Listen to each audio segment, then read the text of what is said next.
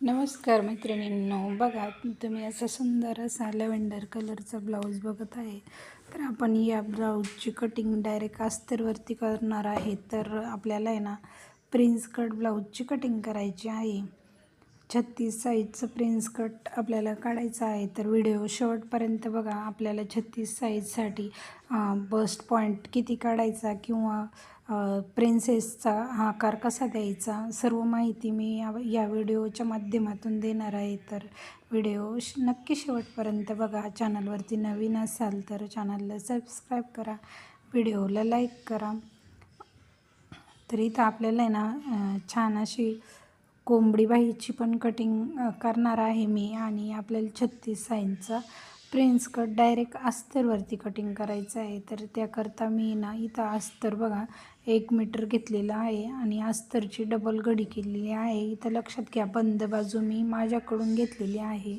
4 पदर घडी केलेली नाही, फक्त डबलच घडी केलेली आहे. आणि आता आपली ब्लाऊजची उंची आहे 14, तर त्यात मी 1 इंच मिळवलेलं आहे. तर टोटल उंची आपण 15 इंच घेतलेली आहे. आणि 36 साईजचा ब्लाऊज आहे म्हणजे 9 मध्ये 2 मिळवलं म्हणजे 11ची घडी घेतलेली आहे. बघा 2.25 इंचाची मी गळारुंदी घेतलेली आहे. आणि तिथून पुढे 3 म्हणजे टोटल शोल्डर आपण 5.25 घेतलेला आहे.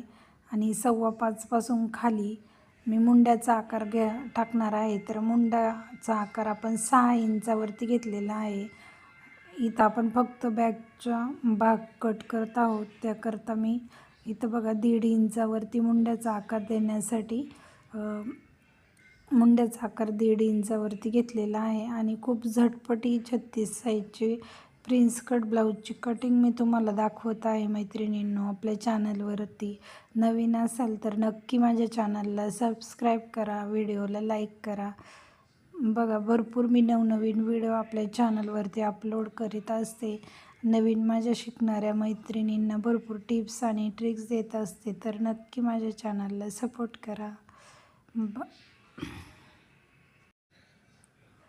बघा इथं आपल्याला प्रिन्स कटचं माप घ्यायचं आहे, त्यामुळं ॲडजस्ट करून घ्यायचा आहे कपडा.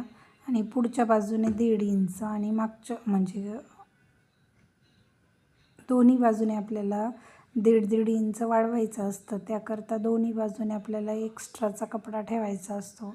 म्हणून या पद्धतीने घडी बरोबर सरकून घ्यायची आहे. अगोदरची आपण मागच्या भागासाठी घडी जेवढी टाकली होती त्याच्या पेक्षा जास्त गळ्याच्या बाजूने 1.5 इंच आणि फिटिंगच्या बाजूने 1.5 इंच असं आपण 3 इंच वाढवत असतो. त्यामुळे या पद्धतीने घडी टाकायची. बघा मी कमरेच्या साईडने 1.5 इंच दोन्ही बाजूने वाढून घेणार आहे. तर आपण जो मागचा भाग काढलेला होता अस्तरचा, तो मागचा भाग जसाच तसा अस्तरवरती काढून घ्यायचा आहे. फक्त बघा समोरच्या बाजूने 1.5 इंच आणि फिटिंगच्या बाजूने 1.5 इंच एक्स्ट्रा घेतलेला आहे. तर आपण जसं माप होतं आपलं गळ्याचं तसं टाकून घ्यायचं आहे. गळारुंदी मी 2.25 इंच घेतलेली होती. आणि मुंडा जसा आपण तिथे 6 इंचाचा घेतलेला होता त्याच पद्धतीने घ्यायचा आहे. इथं गळा आपला समोरचा गळा 6 इंच घेतलेला होता, 6 इंच आहे, तर त्यात अर्धा मिळवलेला आहे. बघा कमरेच्या साईडने मी 1.5 इंच घेतलेला आहे. आपला प्रिन्सेस कटचा बस्ट पॉईंट आपण बघा 11.5वर दिलेला आहे. आणि आपल्याला प्रिन्सेस कटचा आकार द्यायचा आहे तर 4 इंचावरती दिल्याच्या नंतर आपण ते 1.5 इंच पुढे वाढवलेलं आहे. आणि इथं प्रिन्सेस कट देत आहे मी 1.5 इंचावरती. जो मेन टक्स घेतलेला आहे आपला बस्ट पॉईंट आला आहे तिथून खाली सरळ एक रेष घ्यायची कमरेच्या बाजूने आणि 1.5 इंच कमरेच्या बाजूने मोजून घेतलेला आहे. बघा इथं मी फ्रंट मुंड्याचा आकार 1.25 इंचावरती दिलेला आहे आणि गळ्याचा आकार दिलेला आहे. आणि जो आपला प्रिन्सेस कट आहे तो आपण मुंड्याच्या बाजूने या पद्धतीने प्रिन्सेस कटचा आकार देऊन घ्यायचा आहे. आणि बघा झटपट आपली प्रिन्सेस कटची ड्राफ्टिंग रेडी झालेली आहे. आता मी फ्रंटचा भाग कट करून घेते. तर तुम्हाला आजचा व्हिडिओ कसा वाटला नक्की कमेंट करून सांगा मैत्रिणींनो. खूप फास्ट होतो आहे का स्लो होतो आहे किंवा तुमच्या लक्षात येत आहे ना बारीक बारीक टिप्स मी व्हिडिओतून देत आहे. तर बघा इथं आपण प्रिन्सेस कटचा कट करून घ्यायचा आहे.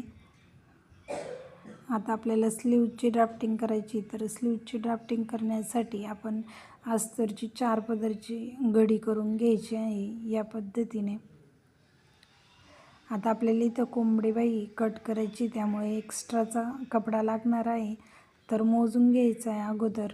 आणि स्लीवची कोणतीही स्लीवची ड्राफ्टिंग करण्याच्या अगोदर आपण मागच्या भागाचा मुंडा मोजून घ्यायचा आहे, टोटल मुंडा, आणि त्यातून पाव इंच आपण कमी करून जितकं अंतर आपल्याला येईल तितकं आपण बाहीच्या घडीसाठी घ्यायचे, किंवा जे आपल्या छातीचं माप असतं तितकी बाहीची घडी घेतली तरी चालते. बघा इथं मी 4 पदर घडी केलेली आहे आपल्या अस्तरची.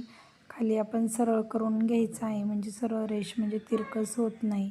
आता आपली बाही उंची आहे 10.5 इंच, तर आपण त्यामध्ये एक अर्धा इंच मिळवलेला आहे, म्हणजे टोटल उंची आपण 11 इंच घेतलेली आहे.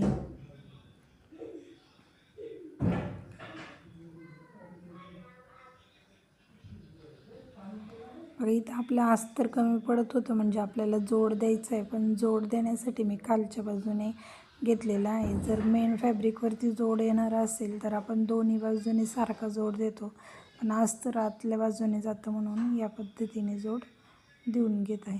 एक्स्ट्रा बंद बाजूकडून 2 इंच घेतलेला आहे, आणि 2 इंचावरती अशी सरळ रेष मारून घ्यायची, आणि त्याच्यानंतर ते 2 इंच सोडून पुढे आपला बाहीचा घेर टाकायचा, म्हणजे बाहीची घडी जितकी आपल्याला मुंडा मोजल्याच्या नंतर त्यातून पाऊण इंच कमी करून जितके आलेले आहे तितकी आपली बाहीची घडी आहे. आणि बघा 2 इंच मी फिटिंगसाठी सोडलेलं होतं, तर बाहीमध्येही 2 इंचाच्या वरती नंतरच, आणि इथे राहून गेलं कॅप हाईट मी 3.5 इंचावरती घेतलेली होती. आणि आपल्याला इथं फुगा करायचा आहे कोंबडीबाईचा, त्याकरता मी वरती एक्स्ट्रा 1 इंच घेतलेला आहे. बघा 1 इंच घेतल्याच्या नंतर बाहीचं ज्या मध्यभागापर्यंत, बाहीच्या घडीच्या मध्यभागापर्यंत जितकं अंतर आहे तिथून थोडंसं अंतर वाढवलेलं आहे. बघा या पद्धतीने मी कोंबडीबाईच्या अस्तरवरती कटिंग केलेली आहे.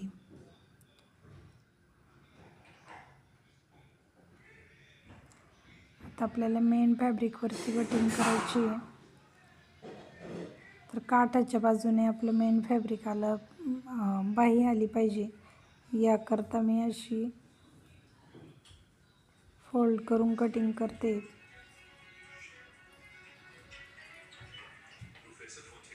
आणि मागचा भाग आपला बंद बाजूकडूनच आला पाहिजे, त्याकरता अस्तरही बंद बाजूकडूनच कापलेलं आहे, आणि मेन फॅब्रिकवरती बंद बाजूच आपली मागच्या बाजूने आली पाहिजे, याकरता अशा पद्धतीने बघा ठेवून घेतलेलं आहे. अगोदर आपले सर्व पॅटर्न ठेवून घ्यायचे, आणि कपडा कोणत्या बाजूने जास्त उरतोय याकडे लक्ष द्यायचं, कारण की बऱ्याच वेळा नाही का कपडा कमी पडतो, किंवा कपडा जर वाचला तर आपल्याला दुसऱ्या ब्लाऊजला डिझाईनसाठी उपयोग येतो. याकरता मी नेहमी कपडा म्हणजे नाही का वाचवत असते. तर तुम्ही या पद्धतीने नक्की कपडा वाचून कटिंग करता का, नक्की कमेंट करून सांगा. तर बघा